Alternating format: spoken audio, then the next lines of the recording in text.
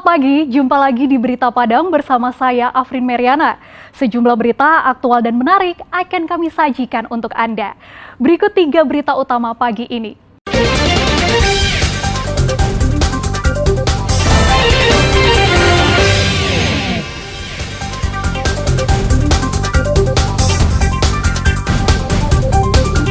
Daerahnya luluh lantak diterjang banjir bandang 3 bulan lalu. Warga Langgai di pesisir selatan tetap menyembelih hewan kurban dari hasil menabung.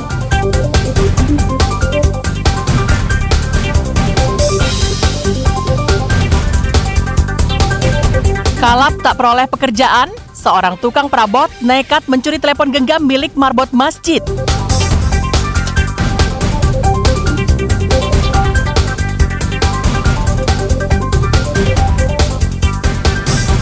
Generasi muda Padang masih menggemari pencak silat.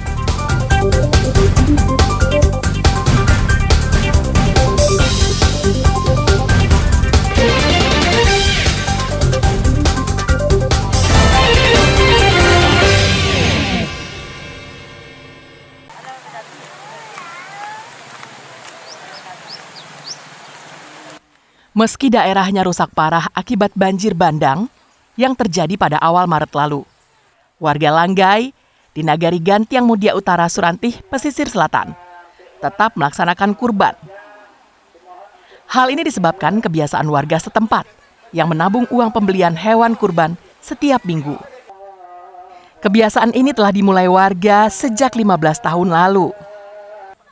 Teknisnya, setiap minggu, jemaah di salah satu masjid yang ada di kampung itu menabung Rp10.000 hingga Rp20.000.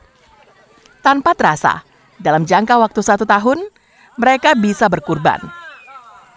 Dengan cara itu, warga Langgai tetap menyembelih sapi setiap Idul Adha dengan jumlah yang bervariasi, dari 3 ekor hingga belasan ekor. Tahun ini saja, warga Langgai menyembelih 5 sapi untuk dijadikan hewan kurban. Tahun 2009 itu di masjid kita, Masjid Al-Ihsan Langgai, itu sudah membiasakan untuk melaksanakan tabungan kurban. Jadi di masjid kita kan ada kegiatan ta'lim 1 kali 1 minggu setiap hari Jumat malam. Jadi ibu itu biasanya membawa tabungan, ada 10.000, 20.000, nanti tahu-taunya setelah sampai hari raya kurban ternyata sudah cukup untuk kurban tahun ini. Jadi setiap tahun alhamdulillah berjalan lancar sampai hari ini. Penyembelihan hewan kurban dilakukan di sekitar area masjid dan kemudian dibersihkan di sungai yang terletak persis di samping masjid. Meski jumlah hewan kurban yang disembelih menurun drastis dibanding tahun-tahun sebelumnya, hal ini tidak menyurutkan semangat warga. Walaupun kami ini ditimpa musibah 3 bulan yang lewat, tapi alhamdulillah masyarakatnya semangat untuk kurban sangat tinggi juga. Dan bisa kita lihat seperti ada pada saat sekarang ini. Bagi warga setempat, penyembelihan hewan kurban merupakan peristiwa yang mereka tunggu. Karena tidak bisa setiap saat menyaksikan proses penyembelihan sapi secara langsung. Kebiasaan menabung yang dilakukan warga Langgai ini pantas ditiru oleh warga lainnya agar bisa mengikuti ibadah kurban. Banta Fauzan melaporkan dari pesisir selatan.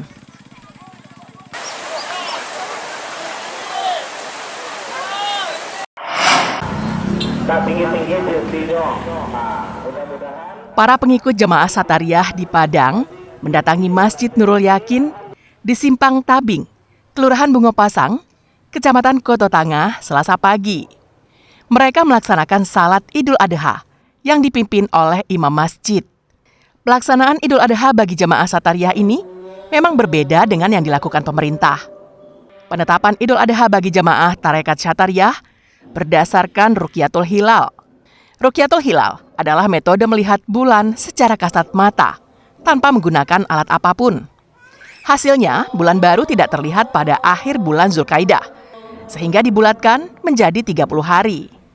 Dengan perhitungan itu, tanggal 10 Zulhijjah jatuh pada hari Selasa. Memang ada perbedaan waktu pelaksanaan sholat Idul Adha dengan pemerintah. Kita menggunakan hitungan Ru'yatul Hilal ya. Ru'yatul Hilal di akhir bulan Zulkaidah, kemarin tanggal 29 Kaidah, kita melakukan Ru'yatul Hilal dengan mata telanjang.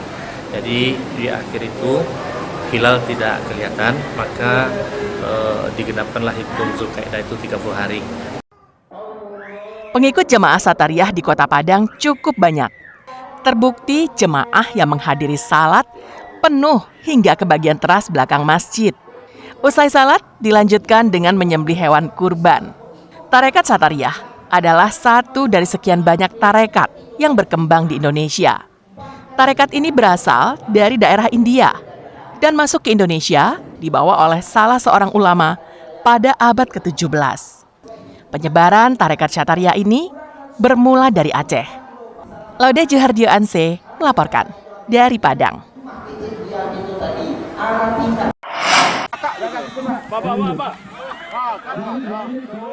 Seekor sapi yang hendak disembelih tiba-tiba mengamuk di Mapolres Darmasraya. Beruntung seorang polisi yang memegang talinya menahan dengan kuat, sehingga sapi tak menabrak warga lainnya. Peristiwa itu terjadi di halaman belakang Mapolres Darmasraya di Pulau Punjung Senin siang. Meski polisi yang menahan tali sapi itu terseret hingga beberapa meter, aksinya itu cukup mengagetkan sapi dan kemudian menghentikan larinya. Pada Idul Adha tahun ini, Mapolres Darmasraya menyembelih 5 sapi.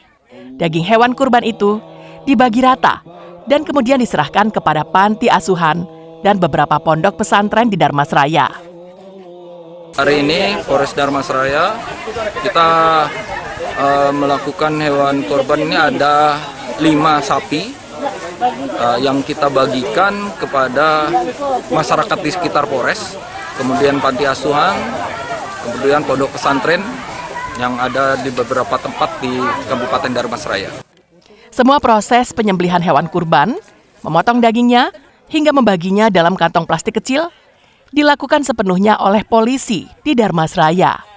Bagi mereka, kegiatan itu sekaligus menjalin silaturahmi dengan sesama polisi di luar jam dinas. Eko Pangestu melaporkan dari Darmasraya.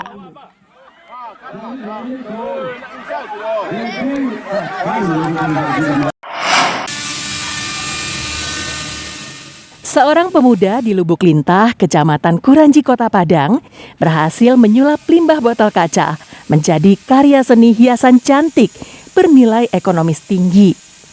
Karya seni ukir botol kaca dengan motif Minang ini pun bisa meraup omset hingga jutaan rupiah per bulannya. Dengan menggunakan mesin bor mini, Rian Afdol mengkreasikan kelihayan tangannya membuat ukiran pada botol kaca. Motif yang digunakan yakni motif khas Minangkabau seperti motif-motif yang telah dilihat sebelumnya di perkantoran dan rumah gadang Minangkabau. Untuk lama pembuatannya tergantung kerumitan dan ukuran botol yang digunakan. Botol berukuran sedang memerlukan waktu setengah hingga 1 jam untuk mengukirnya. Botol-botol yang sudah diukir kemudian diberi lampu warna-warni sehingga menghasilkan suasana ruangan yang indah. Karya seni ukiran botol kaca ini telah dipasarkan melalui media sosial hingga keluar daerah Padang, yakni Palembang dan daerah lainnya di Sumatera. Harga satu botol dijual mulai dari Rp80.000 hingga ratusan ribu rupiah tergantung ukiran dan motif. Dalam 1 bulan, Rian Afdol bisa meraih untung hingga jutaan rupiah dari karya seni yang terbilang unik tersebut. Sebelumnya saya sudah bisa mengukir kayu, jadi saya beli semacam alat drill itulah. Awalnya saya beli untuk kayu rencananya.